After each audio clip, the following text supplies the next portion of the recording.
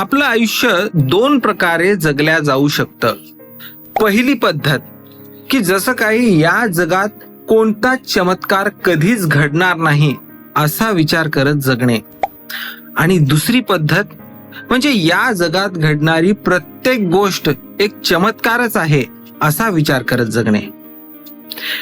यातली ही पहिली विचार पद्धती जी आहे ती फक्त दुःखाचंच आयुष्य जगण्यास आपल्याला प्रवृत्त करत असते.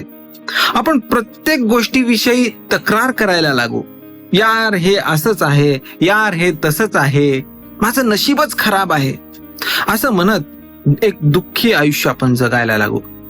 पण ही जी दुसऱ्या प्रकारची विचार पद्धती आहे त्याप्रमाणे आपण जर जगायला लागू तर आयुष्यात घडणारी प्रत्येक घटना किंवा या जगात दिसणारी प्रत्येक गोष्ट आपल्याला या आयुष्याचा आनंदोत्सव साजरा करण्यासाठीच एक कारण म्हणून आपल्याला दिसेल.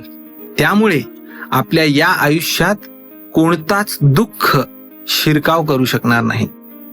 त्यामुळे आपलं आयुष्य जगत असताना आपण कोणत्या प्रकारच्या विचार पद्धतीवर ते रचतोय याची काळजी घेणं खूप महत्वाचं आहे.